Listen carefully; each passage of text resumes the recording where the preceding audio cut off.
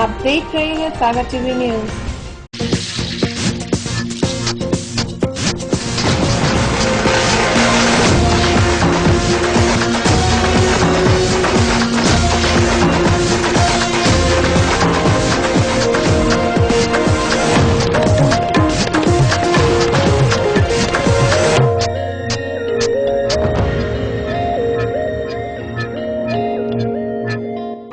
सागर की खबरों को अब आप मोबाइल पर भी देख सकते हैं। आज ही अपने एंड्रॉइड मोबाइल के प्ले स्टोर और विंडोज मोबाइल के ऐप स्टोर में जाकर फ्री इंस्टॉल करें सागर टीवी न्यूज ऐप। इसके अलावा आप सागर टीवी न्यूज की खबरें यूट्यूब और हमारी ऑफिशियल वेबसाइट www.sagartvnews.com पर भी देख सकते हैं। सागर की खबरों के लिए जुड़े रहिए सागर टीवी न्यूज के साथ।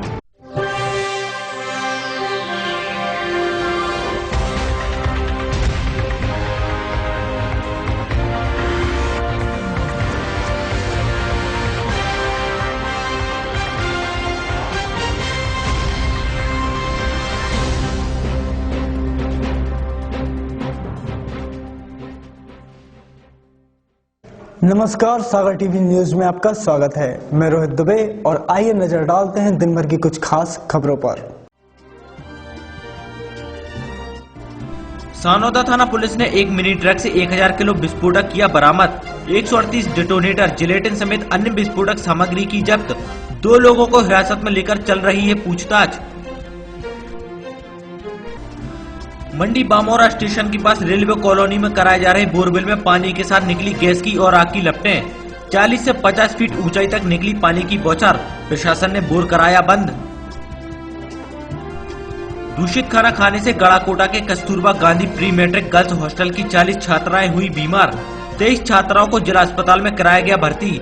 वार्षिक उत्सव में पूरी सब्जी खाने से हुई बीमार।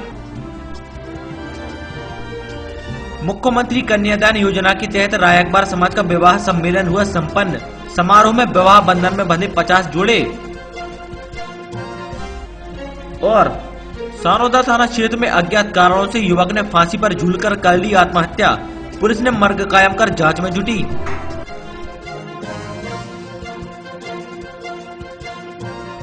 खबरें अब विस्तार से। जिले की सानोदा थाना पुलिस ने मुखबिर की सूचना पर कार्रवाई करते हुए एक मिनी ट्रक से 138 डेटोनेटर और जिलेटिन सहित अन्य विस्फोट में उपयोग की जाने वाली सामग्री जब्त कर 2 लोगों को हिरासत में लिया है, जिससे पूछताछ की जा रही है। सागर में पुलिस ने 1000 किलो विस्फोटक सामग्री जब्त की है। मामला सानोदा थाना क्षेत्र का है। यहाँ पुलिस ने एक मिनी ट्रक से 138 डेटोनेटर और जिलेटिन सहित अन्य विस्फोट में उपयोग की जाने वाली सामग्री जब्त कर 2 लोगों को हिरासत में लिया है, जिससे पूछताछ की जा रही है। ये जब्त विस्फोटक 40 पेटियों में भरकर रखा था।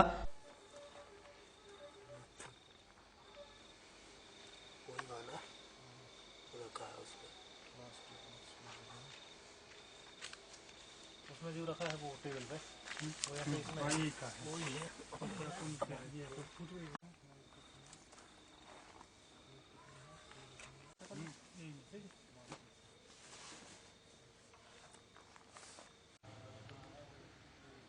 विस्फोटक के संबंध में आरोपियों के पास कोई भी वैधानिक दस्तावेज पुलिस को नहीं मिले हैं। विस्फोटक मिलने की खबर के साथ ही मौके पर बम डिस्पोजल दस्ता को बुलाया गया और विस्फोटक की जांच की गई। पुलिस मामले की जांच कर रही है और पता लगा रही है कि आखिर ये विस्फोटक किसका है और कहां ले जाया जा रहा था। इस इलाके में बड़ी संख्या में स्टोन क्रेशर और पत्थर की खदानें हैं।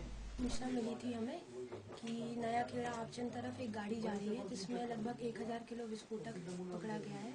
उसमें विस्फोटक मिला है हमें लगभग 1000 किलो। तो ये सूचना पे हम जब गए तो हमें वहाँ पे बिना कागजात के वो सारे विस्फोटक मिले, जिसे हम जब्त करके ले आए थे। हाँ, लगभग 138 डेटोनेटर्स हैं, 132 डेटोनेटर्स हैं। शनि शिंगणापुर में महिलाओं द्वारा पूजा किए जाने के विवाद को लेकर प्रदेश की पीएचई मंत्री ने महिलाओं को पूजा करने को जायज ठहराया है। मंत्री कुसुम महदेले का कहना है कि शनि भगवान किसी की बपौती नहीं है, वो भगवान ही क्या जो महिलाओं से भागे। शनि की दशा महिलाओं को भी लगती है। प्रदेश की पीएचई मंत्री कुसुम महदेले ने शनि शिंगणापुर में महिलाओं को प्रवेश पर मचे बवाल पर बयान देते हुए कहा है कि शनि भगवान किसी की बपौती नहीं है। भगवान ने महिलाओं और पुरुषों दोनों को पैदा किया है और उनकी पूजा पर दोनों का समान अधिकार है। शनि की दशा महिलाओं को भी लगती है। मंत्री कुसुम मेहदेले ने यह भी कहा कि वो भगवान ही क्या जो महिलाओं से भागे। शनि भगवान महिलाओं से नहीं भाग रहे हैं, बल्कि पंडा और पुजारियों से भाग रहे हैं। शनि शिंगणापुर में महिलाओं को प्रवेश होना चाहिए, प्रवेश होना चाहिए। महिलाएं भी भगवान ने बनाई है, पुरुष भी भगवान ने बनाए हैं। शनि की दशा महिलाओं को भी लगती, पुरुषों को भी लगती है। और वो भगवान ही क्या जो महिलाओं से भागी। और शनि महाराज महिलाओं से नहीं भाग रहे, पंडित पुजारी भाग रहे। कुसुम मेहदेले ने ये बयान मध्य प्रदेश के सागर के सर्किट हाउस में उस वक्त दिया जब वो पन्ना से चलकर भोपाल जा रही थी और अल्प प्रवास को सागर रुकी थी। भगवान किसी की बपौती तो नहीं है, देवी देवता किसी की बपौती नहीं है। जितना अधिकार पुरुषों का है उतना ही अधिकार उन पर महिलाओं का भी है, इसलिए उनका प्रवेश होना चाहिए। सागर जिले की बीना तहसील के मंडी बामोरा स्टेशन के पास रेलवे कॉलोनी में रेलवे द्वारा कराए गए बोर में पहले गैस के साथ आग की लपटें निकली, फिर 40 से 50 फीट ऊंचाई तक पानी फेंकने लगा। पानी की बौछार के साथ छोटे छोटे पत्थर के कण भी निकले, जिससे कॉलोनी सहित आसपास के लोगों में दहशत हो गई। बीना के मंडी बामोरा स्टेशन के पास शनिवार को एक अजीबोगरीब वाकया देखने को मिला, जहां रेलवे कॉलोनी में रेलवे द्वारा कराए गए बोरवेल से पहले आग की लपटें और फिर पानी की लंबी बौछार निकली। ये नजारा देखकर लोग आश्चर्यचकित तो हुए ही, वहीं दहशत भी छा गई।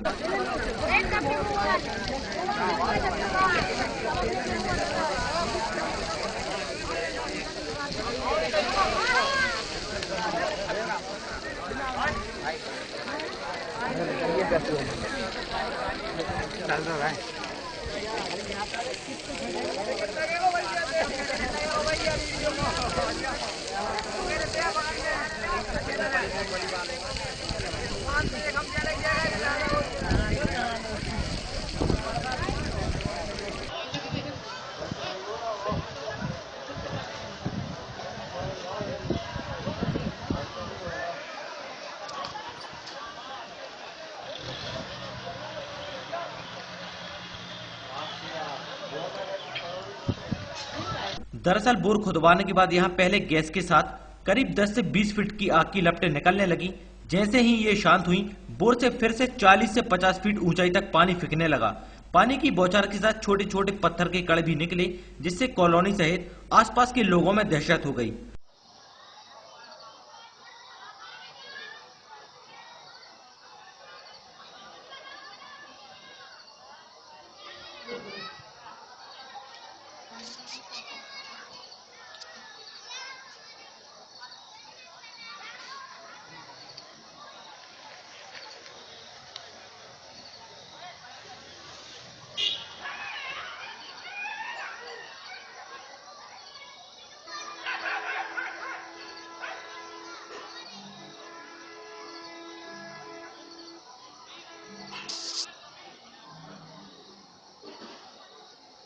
खबर फैलते ही ये नजारा देखने सैकड़ों की संख्या में भीड़ जमा हो गई।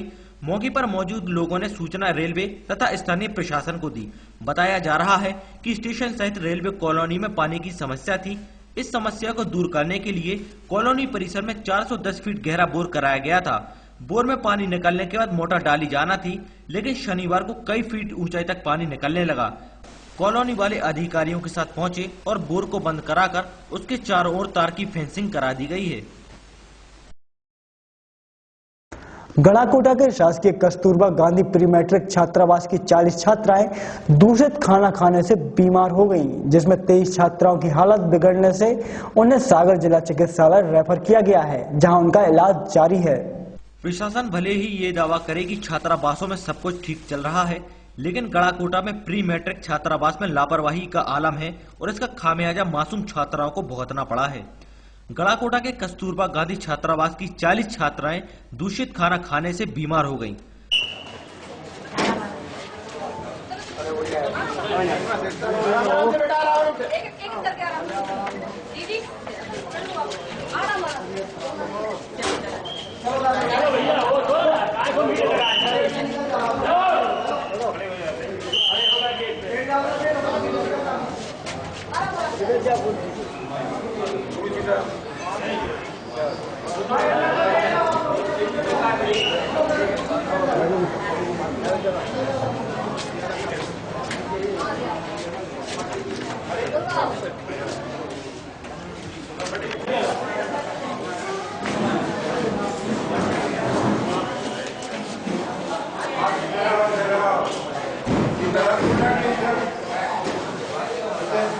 छात्राओं की माने तो उनकी छात्रावास में बीते दिन वार्षिक उत्सव था और उसी के चलते हॉस्टल में पूरी सब्जी बच्चों को खिलाई गई थी। छात्राएं बताती हैं कि 18 बच्चों की हालत रात को ही खराब हो गई थी।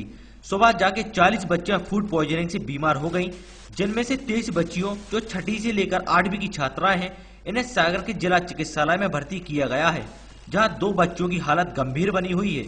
बाकी की 17 बच्चियों का इलाज गड़ाकोटा के प्राथमिक स्वास्थ्य केंद्र में जारी है। हॉस्टल में रहती गड़ाकोटा, पूरी सब्जी खाई थी शाम, सब लड़कियों ने खाना खाया, वही बना था। उधर सब कुछ बनता है और रहते पूरी सब्जियाँ। ये हमारा सिर दर्द कर रहा है और उल्टियाँ मन भी हो रहा है और चक्कर भी आ रही है। हम छात्रावास से आए हैं, उसमें खाना बना था पूरी सब्जी, कस्तूरबा गांधी बालिका छात्रावास 18 पूरी सब्जी 12 बजे से। वहीं इस छात्रावास की वार्डन इस बड़ी लापरवाही पर पर्दा डालती दिखी। उनका कहना था कि हमने वार्षिक उत्सव में जो पूरी सब्जी बनवाई थी वह खाना सभी छात्राओं ने खाया जो दूषित नहीं था। हद तो जब हो गई जब वार्डन के पति इस खाने को दूषित रहित बताने में मीडिया के सामने आ गए, जबकि छात्रावास में उनका और किसी भी पुरुष का जाना निषेध है। रात में 7 बजे हम लोग वापसी बच्चों का कार्यक्रम था, हमने खाना खिला के आ गए थे। उसके बाद 10 बजे तबीयत उनकी खराब हुई अचानक, 10 बजे रात को, सुबह 10 बजे सब्जी पूरी खाई गई। तो भाई 2 बच्चे मैं एक दूसरे को देख देख के होने लगी और वैसे 2-4 बच्चे हैं। वैसे 10 बजे हमें फोन आया था, हम तुरंत आ गए थे बच्चों को हॉस्पिटल लेके। हॉस्पिटल में इलाज करा फिर इधर आ गए थे। डॉक्टर साहब ने बताया ऐसी 2-3 मोड़ियाँ ऐसी, हम गड़ाकोटा में क्लास में भी रहते हैं। अच्छा। पूरा टाइम स्कूल भी जाते हैं, 4:30 तक स्कूल में रहते हैं। इसके बाद हॉस्टल करते, हॉस्टल बाद में घर पर देखते। बच्चे कल वार्षिक उत्सव था, शाम तक ना कोई बीमारी थी, ना कुछ रात में गरम खाना खाया और ना रात में कोई बीमार था। शाम तक गरम खाया, शाम को गरम खाना खाया, पूरी सब्जी खाई, रात में कोई बीमार नहीं हुआ। सुबह अचानक पेट दर्द होना। सर मैं अभी 7वां बच्चा देख रहा हूँ जी। उसमें से 2 बच्चे ऐसे हैं जिनको उल्टी दस्त हुए थे, 4 बच्चे ऐसे हैं जिन्होंने कहा कि सिर में दर्द हो रहा है, दो ने कहा मुझे बुखार आ गया और सिर में दर्द हो रहा है। और ये 7वां बच्चा है, इसलिए कह रही है इसको उल्टी हो रही है और सिर दर्द हो रहा है। इनका ये कहना है कि रात को पूरी सब्जी खाई थी, बाकी सभी बच्चों ने पूरी सब्जी खाने में से अभी कुछ बच्चों को सिर्फ उल्टी हो रही है, किसी को दस्त हुआ है। ये तीसरा बच्चा है, तो खाने से हो सकता है, ठीक है, वो जांच पड़ताल का विषय है। बाकी सभी बच्चों को उल्टी दस्त नहीं हो रहा। सागर में ये कोई पहला छात्रावास नहीं है जिसमें बच्चे फूड पॉइजनिंग के शिकार हुए हैं। गुजरे वक्त में कई ऐसे मामलों में ऐसे छात्रावासों पर लापरवाही को लेकर सवाल खड़े होते रहे हैं। सागर टीवी न्यूज में वक्त हो चला है एक छोटे से ब्रेक का। ब्रेक के बाद खबरें और भी हैं, तो देखते रहिए सागर टीवी न्यूज।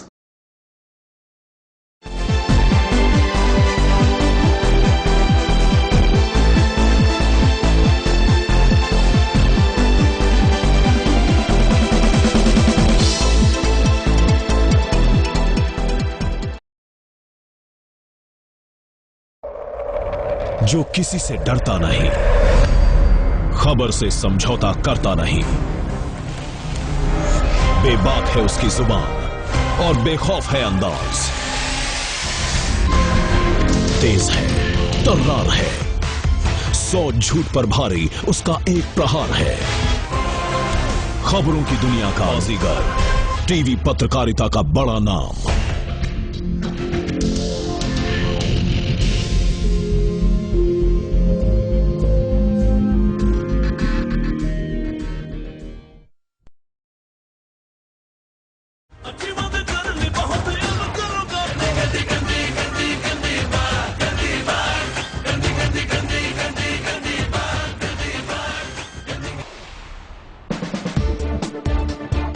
हालात कैसे भी हो, हाथ से कहीं भी हो,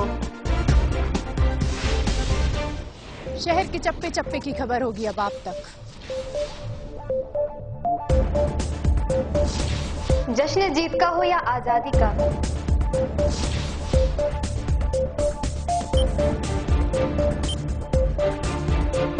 हम दिखाएंगे आईना सरकार और समाज को। सियासत हुकूमत से लेके चौराहे तक,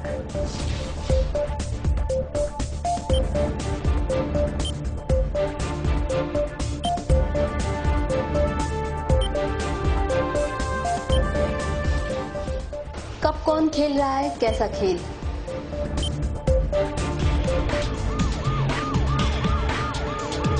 अपराध छोटा हो या बड़ा,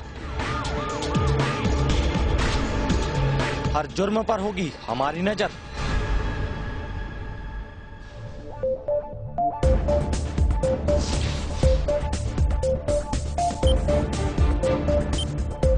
खबरों के जरिए आपको रखेंगे सावधान। हम दिखाएंगे वो खबर जिनसे आप है बेखबर। देखिए हमारा खास कार्यक्रम सुपरफास्ट 7 रिपोर्टर्स। सागर की खबरों को अब आप मोबाइल पर भी देख सकते हैं। आज ही अपने एंड्रॉइड मोबाइल के प्ले स्टोर और विंडोज मोबाइल के ऐप स्टोर में जाकर फ्री इंस्टॉल करें सागर टीवी न्यूज ऐप। इसके अलावा आप सागर टीवी न्यूज की खबरें YouTube और हमारी ऑफिशियल वेबसाइट www.sagartvnews.com पर भी देख सकते हैं। सागर की खबरों के लिए जुड़े रहिए सागर टीवी न्यूज के साथ।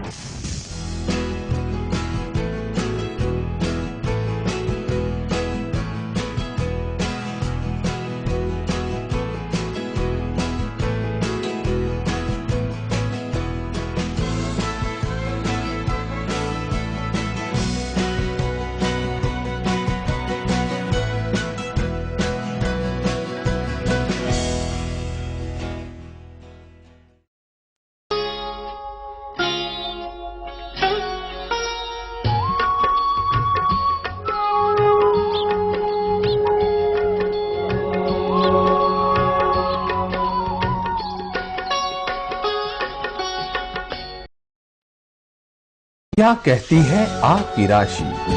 कौन सा समय है आपके लिए शुभ? क्या है आज ग्रहों का रहस्य? कैसा रहेगा ये दिन आपका? जानने के लिए देखिए हमारा कार्यक्रम।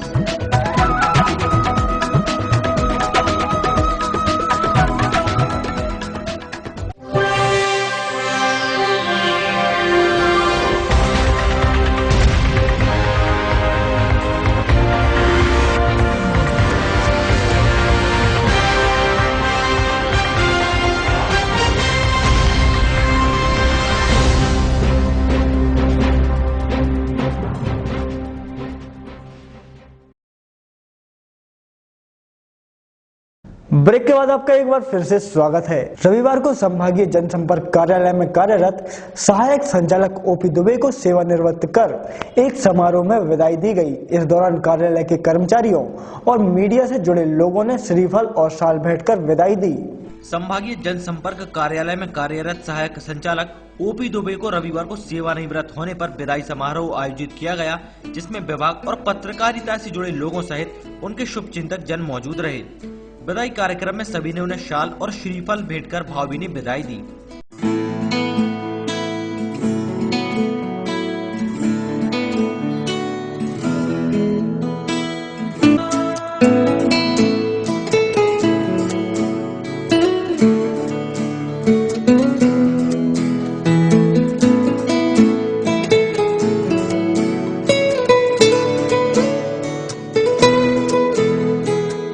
इसके साथ ही सागर टीवी न्यूज के channel head Shiva Purohit, news head Hemant Raikwar, reporter Anuj Gautam ने भी श्री दुबे को स्मृति चिन्ह भेंट किया।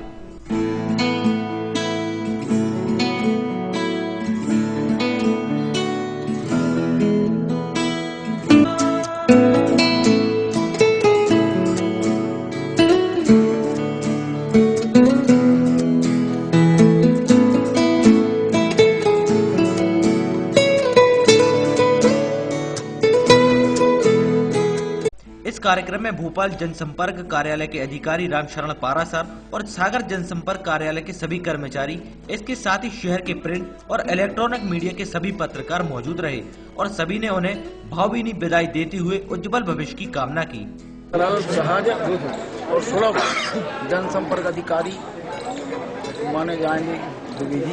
उनका कार्यकाल उल्लेखनीय रहेगा कि जनसंपर्क विभाग में इतने सरल अधिकारी कभी नहीं आए।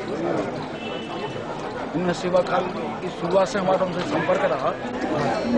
प्रकाश जी मेरी छोटे भाई की रही और इन्होंने पढ़ाई के बाद में पहले लाइब्रेरियन का काम संभाला और लाइब्रेरियन के बाद इनके जगह जगह ट्रांसफर होती रहे, लेकिन ये संपर्क सागर से बनाए रखे।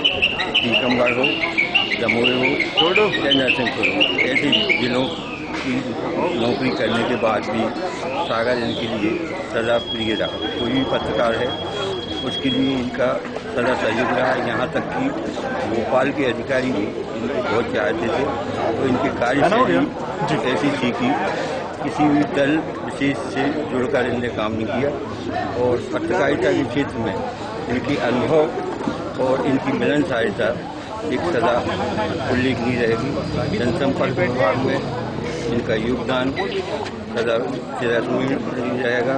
कहीं भी किसी भी कार्यक्रम हो उसकी व्यवस्था बनाने में ओम प्रकाश जी का कार्य सराहनीय रहा। हमारे जनसंपर्क विभाग के वरिष्ठ साथी ओपी दुबे साहब आज शासकीय सेवा से निवृत्त हुए हैं और शासकीय के अधिकारी के तौर पर भी बहुत अच्छे तरीके से व्यवहार करते थे। सभी लोगों को उनका सहयोग मिला है और सभी लोगों ने उनके लिए पूरा सम्मान व्यक्त किया। जो सेवानिवृत्त हुए हमारे समाज में PRO जो यहाँ सागर में थे, उनका कार्यकाल बड़ा सराहनीय उल्लेखनीय रहा। जहाँ जहाँ वो रहे उन्होंने काफ़ी अच्छे संपर्क डेवलप किए थे अपने आम जनता के बीच में, पत्रकारों के बीच में और प्रशासन के बीच में। मैं उनकी उज्जवल भविष्य की कामना करता हूँ। भविष्य में भी वो इसी तरह अपने संपर्क को बनाए रखें। आज जो है ओम प्रकाश दुबे जी का जो रिटायरमेंट था, उनका कार्यकाल पत्रकारिता के हिसाब से काफ़ी बेहतर रहा। सागर में जितने भी पत्रकार, जितने भी संस्थान हैं, उनसे वो जुड़े रहे, दिल से भी जुड़े रहे। और आज जब कोई व्यक्ति की इस तरह से विदाई होती है जो अच्छा काम करता है, तो बिल्कुल सभी लोग जो है एक खुशी की भी बात भी है और एक दुख की बात यह है कि वो हमारे बीच में उस संस्थान को लेकर नहीं रहेंगे, लेकिन हमारे दिलों में वो सदैव रहेंगे। और आज चूँकि जिस फील्ड में हम हैं, अब वो स्वतंत्र हैं, उनका जीवन स्वतंत्र है। अब बाध्यता जो सास की बाध्यता है वो हट गई है। अब जैसे हम पहले मिलते थे उससे अच्छे हम जो है अब उनसे संबंध रहेंगे और हम उनके साथ और कुछ सीखने की कोशिश करेंगे। हम पत्रकारों की तरफ से उनको फिर पूरे सफलतम जो है कार्यकाल की बधाई देते हैं और उम्मीद करते हैं कि जिस तरह से उनने ये सफलता की जो बल्स हमारे प्रेम पूर्वक हमारे बीच में बिताए हैं, उम्मीद है कि आने वाले समय में ऐसे ही हमें मार्गदर्शन दें। सरकारी संबंध की बात कर रहा ही नहीं, दोस्ताना संबंध रहे, भाई बंधु के संबंध रहे, दोस्ती चल रही तक चलेगी, विगत तक चलेगी। बचपन यहीं गुजारा, बुढ़ापे यहीं गुजारा। सानोदा थाना क्षेत्र में एक युवक ने फांसी पर लटक कर मौत को गले लगा लिया, जिसमें इलाके में सनसनी फैल गई। फिलहाल आत्महत्या करने के कारणों का पता नहीं चल पाया है। रविवार की सुबह एक युवक ने सानोदा चौराहे के पास लगे एक पेड़ पर फांसी लगाकर आत्महत्या कर ली। आत्महत्या का कारण अज्ञात है। बताया जा रहा है कि युवक का नाम नारायण अहरवार है और वह सागवानी घाट का निवासी है। नारायण सानोदा अपनी ससुराल में पत्नी से मिलने आया था। पत्नी से मिलने के बाद उसने फांसी लगा ली। वहीं पुलिस ने पंचनामा कार्यवाही कर शव का पोस्टमार्टम कराया है और मामले की जांच शुरू कर दी है।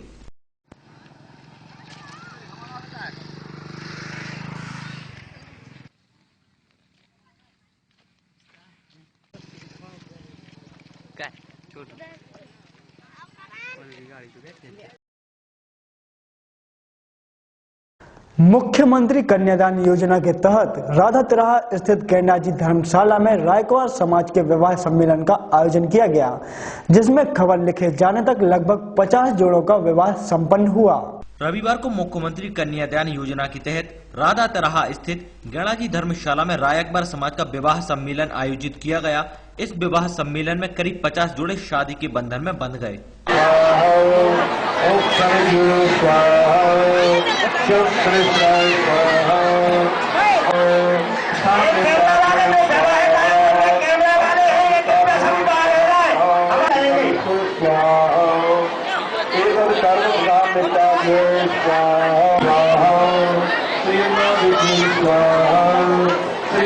यानी जो हवन सामग्री है एक एक बतासा रख ले उसके ऊपर का थोड़ी ध्यान कर कहाँ क्या हो रहा है भैया हमको बताओ। आगे का देखो आगे का भी भगवान साहू जी जो विशिष्ट अतिथि है उनका स्वागत करेंगे।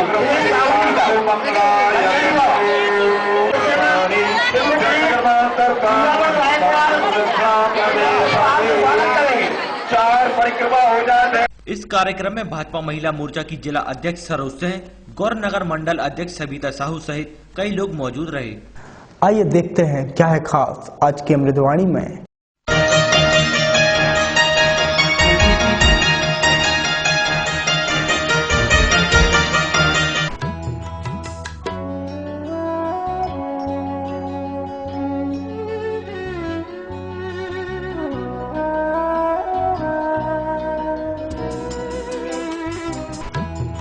आज की अमृतवाणी।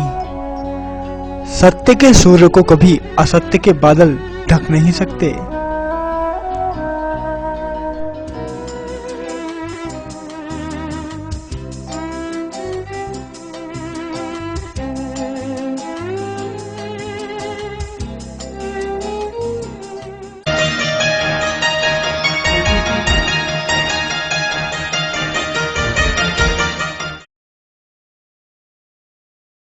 एक नजर डालते हैं आज के राशिफल पर।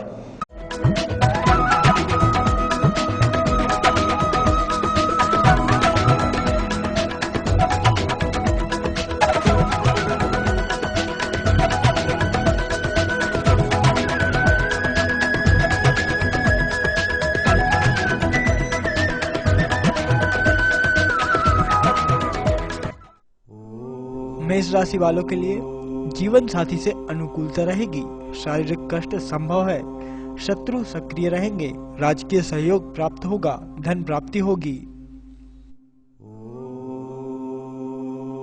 वृष राशि वालों के लिए प्रतिद्वंदी सक्रिय रहेंगे। संपत्ति के कार्य गति पकड़ेंगे। धन प्राप्ति सुगम होगी। सुख के साधन जुटेंगे। यात्रा होगी। मिथुन राशि वालों के लिए कीमती वस्तुएं संभाल कर रखें। अस्वस्थता से बाधा उत्पन्न हो सकती है। विद्यार्थी वर्ग सफल रहेंगे। सुख प्राप्त होगा। कर्क राशि वालों के लिए विवाद को बढ़ावा ना दें। दुखद समाचार मिल सकता है। लाभ के अवसर हाथ से निकलेंगे। चिंता तथा तनाव रहेंगे। सिंह राशि वालों के लिए जीवन साथी से मतभेद हो सकता है। प्रतिष्ठा पराक्रम में वृद्धि होगी। धन प्राप्ति सुगम होगी। भाग दौड़ रहेगी। कन्या राशि वालों के लिए नेत्र पीड़ा हो सकती है। शुभ समाचार मिलेंगे। आत्मसम्मान में वृद्धि होगी। घर परिवार की चिंता रहेगी। लाभ होगा। तुला राशि वालों के लिए साक्षात्कार परीक्षा आदि में सफलता मिलेगी। व्यवसायिक यात्रा सफल रहेगी। अचानक लाभ होगा। शारीरिक कष्ट संभव है। वृश्चिक राशि वालों के लिए भय तनाव व शरीर कष्ट का वातावरण रहेगा। फालतू खर्च बढ़ेंगे। बेवजह झगड़ा हो सकता है। धैर्य रखें व जोखिम ना लें। धनु राशि वालों के लिए कोर्ट कचहरी में प्रतिकूलता रहेगी। जीवन साथी से सहयोग मिलेगा। बकाया वसूली होगी। रोजगार प्राप्ति हो सकती है। मकर राशि वालों के लिए यात्रा सफल रहेगी। मस्तिष्क पीड़ा संभव है। पुराना रोग उभर सकता है। घर बाहर पूछ परख रहेगी। धनार्जन होगा। कुंभ राशि वालों के लिए चिंतावत अस्वस्थता हावी रहेंगे। घर के किसी सदस्य के स्वास्थ्य की चिंता रहेगी। दिल को ठेस पहुंच सकती है। मीन राशि वालों के लिए वाहन, मशीनरी व अग्नि आदि के प्रयोग में सावधानी रखें। वाड़ी पर नियंत्रण रखें। जोखिम जमानत के कार्य बिल्कुल न करें।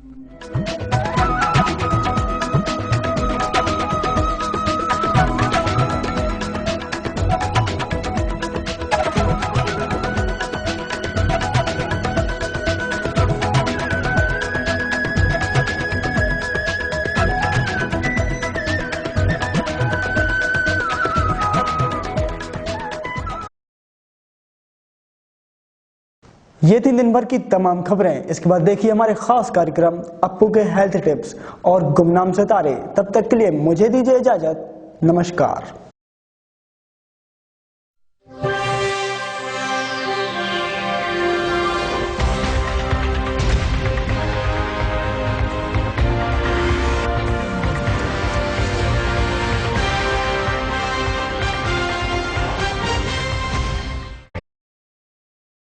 सागर की खबरों को अब आप मोबाइल पर भी देख सकते हैं। आज ही अपने एंड्रॉइड मोबाइल के प्ले स्टोर और विंडोज मोबाइल के ऐप स्टोर में जाकर फ्री इंस्टॉल करें सागर टीवी न्यूज ऐप। इसके अलावा आप सागर टीवी न्यूज की खबरें YouTube और हमारी ऑफिशियल वेबसाइट www.sagartvnews.com पर भी देख सकते हैं। सागर की खबरों के लिए जुड़े रहिए सागर टीवी न्यूज के साथ।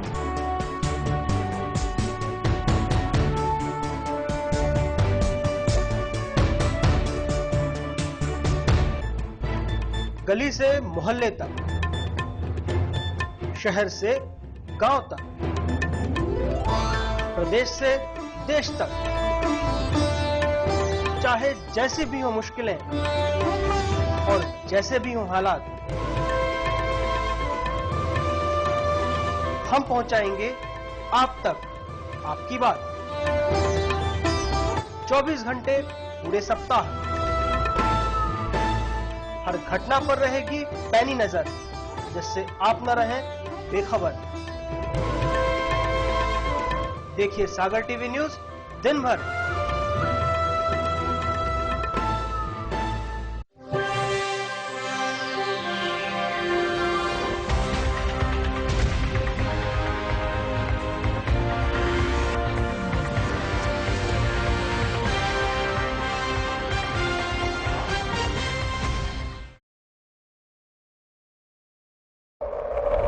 जो किसी से डरता नहीं, खबर से समझौता करता नहीं, बेबाक है उसकी जुबान और बेखौफ है अंदाज, तेज है, तर्रार है, 100 झूठ पर भारी उसका एक प्रहार है। खबरों की दुनिया का बाजीगर, टीवी पत्रकारिता का बड़ा नाम,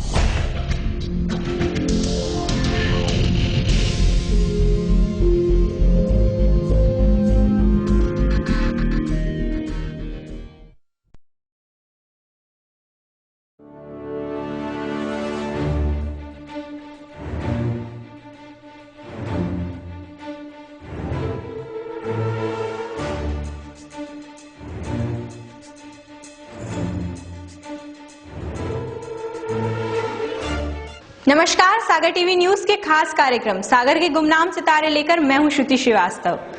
कहते हैं जो भी अपनी जिंदगी में कुछ हटकर करता है वही हीरो होता है, और इन्हीं हीरो को हम सितारा बना देते हैं। लेकिन इस दुनिया में ऐसे भी कई लोग होते हैं जो होते तो सितारे हैं, लेकिन उनकी रोशनी हर किसी तक नहीं पहुंच पाती और गुमनामी के अंधेरे में ही रह जाती है। ऐसी ही कुछ छुपी हुई शख्सियतों पर है हमारा ये खास कार्यक्रम सागर के गुमनाम सितारे।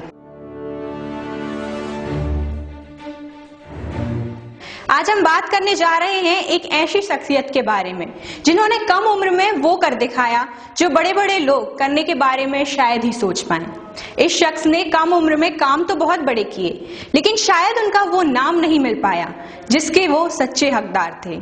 इनके जीवन की कहानी जो समाज के लिए एक मिसाल है। सागर के गुमनाम सितारों में से एक नाम है तिली इलाके में रहने वाले 28 साल के नौजवान आकाश चौरसिया का, जिसने आज की खेती से हटकर जैविक खेती को अपनाया और न सिर्फ केमिकल से किसानों की जमीन को हो रहे नुकसान से बचाने के लिए शुरुआत की, बल्कि जिसने 1 एकड़ जमीन से 12 लाख रुपए कमा कर दिखाए। सुनने में तो बड़ा काल्पनिक सा लगता है, लेकिन आकाश की माने तो ये सच है। आज की बात करें तो जहां एक तरफ किसान कई प्रकार की समस्याओं के चलते एक के बाद एक मौत को गले लगा रहे हैं, वहीं दूसरी तरफ आकाश ने ये साबित कर दिखाया है कि किसानी में भी प्रयोग कर पैसा कमाया जा सकता है।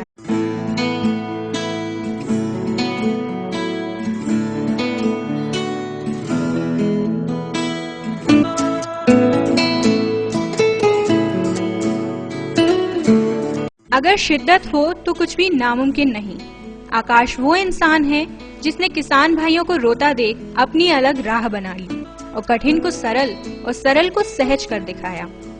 खुद से ही सारे संसाधनों को जुटाया और बांस का एक स्ट्रक्चर तैयार किया, जिसे एक बहुत अच्छी संज्ञा भी दी, मंडप की। और मंडप के दूल्हे राजा बने केंचुए, और इन्हीं केंचुए की मदद से आकाश ने उपयोगी खाद पैदा की और जैविक खेती की शुरुआत। अब आपको बता देते हैं कि आखिर ये जैविक खेती किस तरह से की जाती है। सबसे पहले बांस का एक मंडप तैयार किया जाता है, और ये मंडप दरअसल एक छायादार स्ट्रक्चर होता है जो कि केंचुए को एक अच्छा एनवायरनमेंट देने के लिए बनाया गया है। यहीं से उपयोगी खाद्य बनती है जो फिर खेतों में डाली जाती है। ये पूरी तरह लाभकारी भी होती है, साथ ही किसान की जमीन को नुकसान न पहुंचाते हुए उपजाऊ भी बनाए रखती है। देखिए, आज हम जैविक खेती की बात कर रहे हैं। पूरी दुनिया में जैविक खेती के लिए बहुत लोग प्रभावित हैं और बहुत सारे लोग चाहते हैं कि जैविक अन्न मिले हमें, और बहुत सारे किसान भाई भी चाहते हैं कि जैविक खेती क्या है। मैं जैविक खेती के बारे में बताना चाहता हूं कि जैविक खेती जो है ना, बहुत सरल भाषा में यदि उसको समझें तो प्रकृति की व्यवस्था को बनाए रखना ही जैविक खेती है। यदि आज हम अपनी प्रकृति की व्यवस्था को पुनः स्थापित कर देते हैं तो निश्चित ही हम जैविक खेती करने में सफल हो जाते हैं। यहाँ पर आप देखते हैं प्रकृति की व्यवस्था में बहुत सारे जीव काम करते हैं। हर जीव का अपना महत्व होता है। जब वो जीव अपना अपना महत्व पूर्ण करते हैं तो प्रकृति की व्यवस्था ऑलरेडी संचालित रहती है। इसी कड़ी में जो है ना, केंचुआ जो है ना, बहुत ही महत्वपूर्ण भूमिका निभाता है, जो प्रकृति की व्यवस्था को बनाने में बहुत ही महत्वपूर्ण कहना चाहिए एक महत्वपूर्ण भूमिका अदा करता है। केंचुआ पालने के लिए जो है ना, छायादार युक्त जगह चाहिए। छायादार आप पेड़ के नीचे भी आप केंचुआ पाल सकते हैं, बशर्ते है कि पानी उसके अंदर नहीं जाना चाहिए। यहाँ पर मैंने शेड के रूप में जो है ना ये मंडप तैयार किया है, और मंडप जो है ना ये मैंने घास का तैयार किया हुआ है, जो कि खेतों में हमारी खरपतवार की तरह बहुत होती है। इससे बहुत बेहतरीन जो है ना इसके लिए छाया होती है। साथ में क्या होता है, एरिएशन होता है, प्रॉपरली हवा आती है, तो केंचुआ जो है ना बहुत ही अच्छे से कार्य करता है। और ये जो मंडप है, और मंडप के नीचे ये हमारे दूल्हे राजा हैं केंचुआ, जो बहुत ही अच्छे से हमारा यहाँ जैविक खाद बनाने का काम कर रहे हैं। ये जो है ना एसिनिया फटेटा प्रजाति है, जो कि मिनिमम 5 डिग्री अधिकतम 45 डिग्री के बीच में काम करती है। साथ ही साथ ये 9 गुना मल्टीप्लाई होती है। एक महीने में एक केंचुआ 3 अंडे छोड़ता है 28 दिन में, और एक अंडे से 3 केंचुए निकलते हैं, और जो 3 केंचुए निकलते हैं वो हर अगले 28 दिन में 3-3 अंडा देने के लिए फिर तैयार हो जाते हैं। आकाश के इस कदम ने न सिर्फ कम खर्चे में अधिक मुनाफा कमाने का रास्ता सुझाया, बल्कि आकाश का दावा है कि इससे 1 एकड़ में 12 लाख रुपए कमाए जा सकते हैं। आकाश का कहना है कि मल्टीलेयर फार्मिंग से ये मुमकिन है। मल्टीलेयर फार्मिंग यानी एक जगह पर ज्यादा से ज्यादा चीजें उगाना। आकाश के मुताबिक बांस का ये शेड छाया के लिए बनाया गया है। एक तरफ जमीन के नीचे अदरक लगाया है तो जमीन के ऊपर भाजी लगाई है, और उससे 5 फीट ऊपर बांस पर कुंदरू और करेला लगाए हैं। यहीं पर आलू भी लगाए गए हैं, और उससे 2-3 फीट ऊपर पपीता लगे हैं। यानी कि 1 एकड़ जमीन में 6 प्रकार की चीजें लगाना ही मल्टीलेयर फार्मिंग है। ये जो फील्ड आप देख रहे हैं, यहाँ पर मल्टीलेयर फार्मिंग का एक प्रदर्शन लगाया गया है, जिसमें हम क्या करते हैं, एक ही जगह पर उन्हीं संसाधनों के साथ एक साथ अलग अलग स्तरों में खेती करते हैं। जिसमें आप देख रहे होंगे यहाँ पर हमने ज़मीन के अंदर अदरक लगाया हुआ है। अदरक जो है ना ज़मीन के अंदर 2 इंच की गहराई पे हम जब लगाते हैं, इसको हम फरवरी से चालू करते हैं रूटीन को। फरवरी में जब हम ज़मीन के अंदर अदरक लगाते हैं तो ज़मीन के ऊपर जो जगह बचती है उसके ऊपर हम भाजी बो देते हैं। भाजी बोने से सबसे बड़ा फायदा ये होता है कि हमारी जो खरपतवार उगने वाली थी भाजी के स्थान पर, वो नहीं उगती है, क्योंकि ज़मीन को पूरी तरह से भाजी ढक लेती है। जब ज़मीन को पूरी तरह से भाजी ढक लेती है तो निश्चित ही कोई खरपतवार नहीं आती है, और जब खरपतवार नहीं आती है तो हमें उखाड़ने के भी पैसे बच जाते हैं, और खरपतवार में ही बीमारियां, कीट आते हैं, तो वो कीट आने से भी बच जाते हैं। तो हमारी कीटों की भी बड़ी समस्या से हम उभर सकते हैं, साथ में खरपतवार की भी बड़ी समस्या से उभर सकते हैं। तो ज़मीन के अंदर हमने अदरक लगाया, ज़मीन के ऊपर भाजी लगाई, और इन दोनों फसलों को क्योंकि हम फरवरी में लगाते हैं तो मार्च अप्रैल मई जून की तपती धूप से हमें बचाना होता है, तो उसके लिए हम ये मंडप बनाते हैं।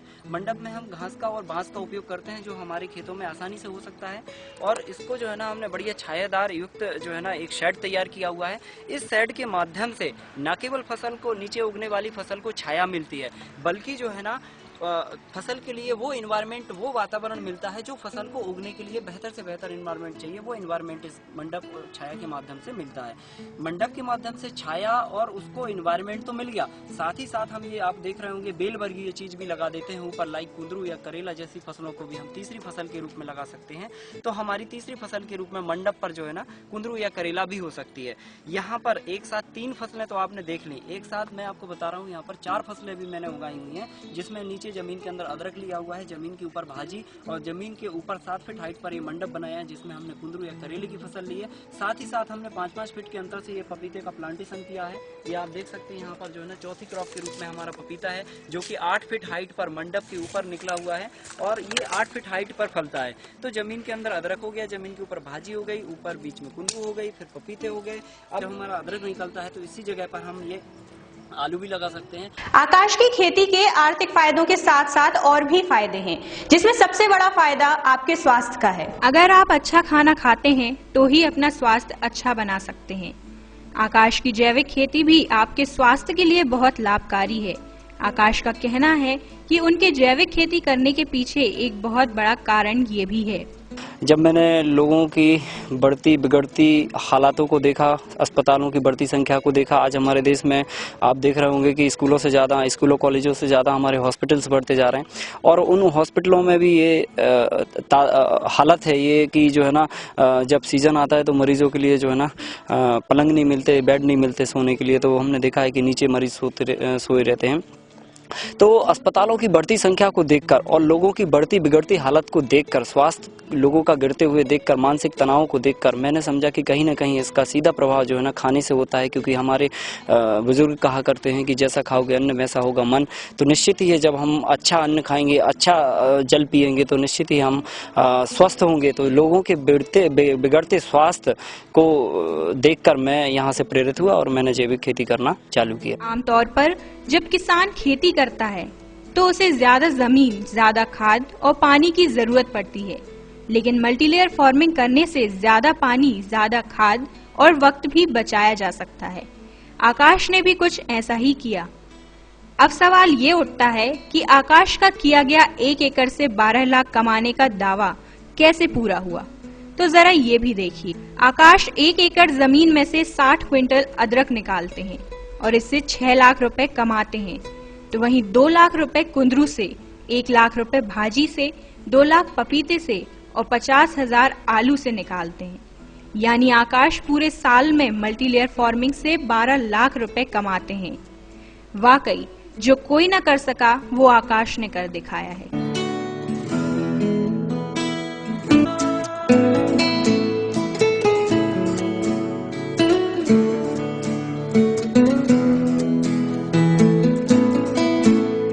जब भी कोई काम शुरू किया जाता है तो पहला कदम ही मुश्किलों भरा होता है। आकाश के जीवन में भी कई मुश्किलें आई, कभी परिवार वालों ने रोका तो कभी समाज ने टोका, लेकिन आकाश कहाँ रुकने वाले थे। उनकी आंखों में तो बस उन किसानों का दर्द झूल रहा था जो अपनी जिंदगी से हार माने बैठे थे। बस यहीं से शुरुआत हुई आकाश के चुनौती भरे जीवन के सफर की। आकाश जब पढ़ाई कर रहे थे तब जैविक खेती करने की ठानी और शुरुआत की एक बांस की मदद से, और सारे संसाधन घर से ही जुटाकर आगे बढ़ी और आज वे जैविक खेती के धनी हैं। देखिए, आज के 5 साल पहले मैं जो है ना एक स्टूडेंट हुआ करता था, साइंस का स्टूडेंट था। मेरी हायर सेकेंडरी एजुकेशन है जो मैंने जैन हायर सेकेंडरी स्कूल से पास किया हुआ था।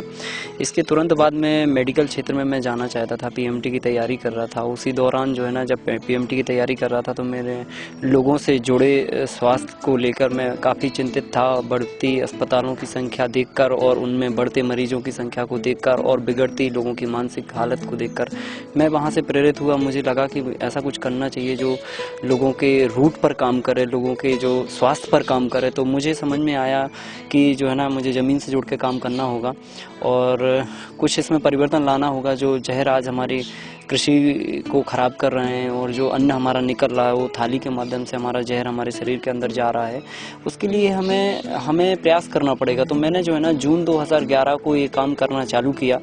देन जून 2011 के बाद जब मैंने इस काम को चालू किया, मैं एकदम जो है ना, हम दोनों लोग थे, बहुत ही जो है ना अजीब टाइप का लग रहा था जब हम लोगों ने चालू किया। बहुत ही स्टार्टिंग करने में मुश्किलें आई, यहाँ पानी की भी थोड़ी कमी थी। तत्काल में हम लोगों को ट्यूबवेल भी कराना पड़ा। ट्यूबवेल कराने उस समय पैसे तो हुआ नहीं करते थे क्योंकि स्टूडेंट हुआ करते थे। इधर उधर से जो है ना सब अरेंजमेंट करके हम लोगों ने ये काम किया। फिर उसके बाद जो है ना जब जून 2011 को ये काम चालू किया तो लगातार 4-5-6 महीने गुजर चुके थे। हमारे जेब में 1 रुपये की आमदनी नहीं थी, उत्साह हमारा गिर रहा था और बहुत सारे लोगों की कमेंट भी आ रही थी कि देखो मैंने कहा था कि इस काम को शुरू मत करो, इसमें फ़ायदा नहीं है, इसमें ये वो है। लेकिन एक लंबे इंतज़ार के बाद जो है ना 9 महीने के बाद हमारी फसल आना चालू हुई और लगातार जो है ना जब टमाटर ने अच्छे परिणाम दिखाना चालू किए तो बहुत सारे लोग जो हमारे विपरीत थे वो हमारे मित्र बने और बहुत सारे लोगों ने इस बात को अपनाया कि अब वाकई में यार जो है ना ये अच्छा काम है। और फिर धीरे धीरे करके लोग जुड़ते गए और आज की तारीख में ये हालत है। लगभग 1 लाख किसान जो है ना हमारे पूरे देश भर के हमारे इस संस्थान से जुड़े हुए हैं और लगभग 28,000 के आसपास लोग यहाँ पर प्रैक्टिकली ये सारी चीज़ें देख चुके हैं। इन्होंने न सिर्फ खुद को साबित किया बल्कि सबको मुंहतोड़ जवाब देकर उन सभी लोगों को अपने साथ भी किया जो कभी उनके खिलाफ थे। आज आकाश हर एक को स्वावलंबी बनाने को कहते हैं और खुद लोगों को प्रशिक्षण भी देते हैं। आकाश अब तक कई लोगों को प्रशिक्षित भी कर चुके हैं।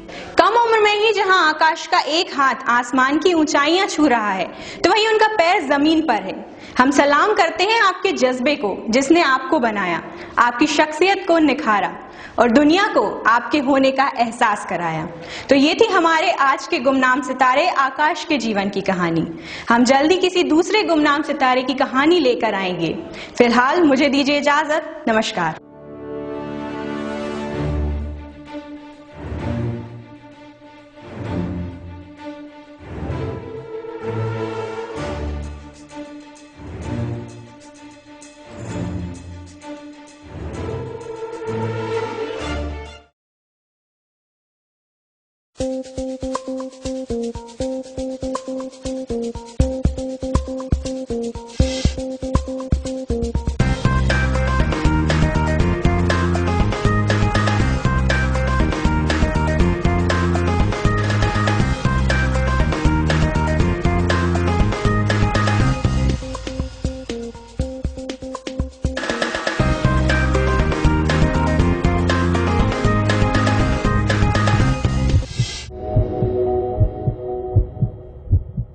नमस्कार, मैं हूं पूर्व पचौरी, आपके अप्पू के हेल्थ एंड ब्यूटी टिप्स में आपका स्वागत है।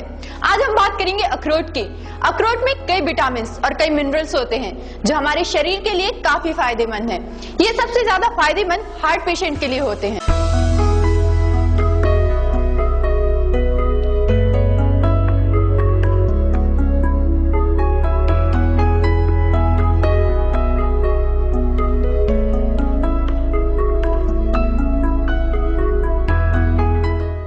अखरोट सबसे ज्यादा असरदार हार्ट की बीमारी में होते हैं। ये खून की नली में लोक पैदा करता है जिससे दिल की बीमारी का खतरा कम हो जाता है। ये एक ऐसा मेवा है जो बैड कोलेस्ट्रॉल को कम करता है और गुड कोलेस्ट्रॉल को बढ़ाता है। इसमें ओमेगा 3 फैटी एसिड होता है जो हार्ट पेशेंट के लिए काफी फायदेमंद है। इसलिए जिन्हें हार्ट की कोई भी बीमारी है उन्हें अखरोट जरूर खानी चाहिए। जिनको नींद नहीं आती या देर रात तक जागते रहते हैं उन्हें अखरोट खाने चाहिए क्योंकि अखरोट में मेलाटोनिन हार्मोन के स्त्रावन को ठीक करता है और नींद लाने में हेल्प करता है। ये पेट संबंधी समस्याओं को दूर करता है और पाचन को ठीक करता है। अखरोट मेवा है जो हमें फ्रेश रखता है और थकान दूर करता है। अखरोट मेवा जरूर है लेकिन इसमें कई ऐसे गुण होते हैं जो वजन कम करता है, साथ ही हमें फ्रेश रखता है और थकान भी दूर करता है।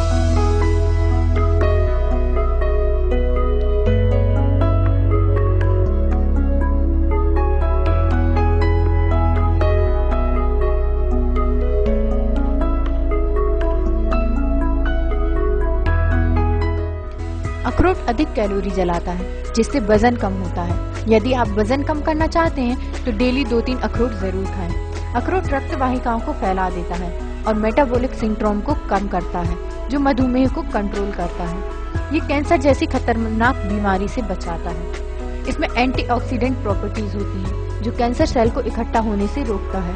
ये ब्रेस्ट कैंसर को रोकने में काफी मददगार है। अखरोट ट्यूमर को बढ़ने से रोकता है। इसमें विटामिन ई और प्रोटीन सबसे ज्यादा होता है। इसमें मीट के मुकाबले ज्यादा प्रोटीन होता है। इसलिए अगर आप वेजिटेरियन हैं तो अखरोट खाना शुरू कर दें।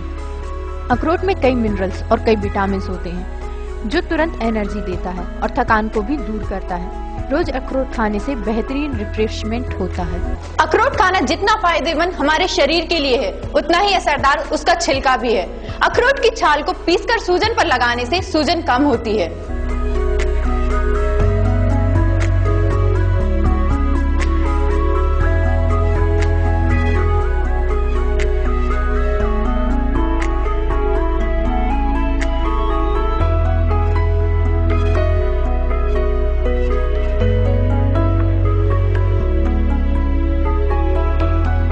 प्रतिदिन 5 अखरोट खाने से चेहरे पर पिंपल्स नहीं होते। जिन्हें ज्यादा पिंपल हो उन्हें डेली अखरोट खाने चाहिए। 1 महीने में असर दिखना शुरू हो जाएगा।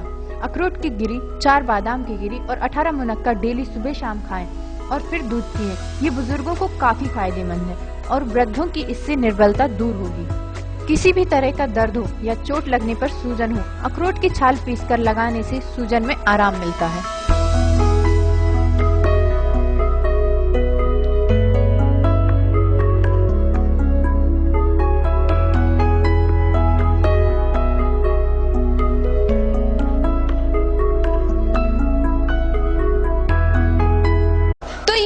अखरोट के फायदे।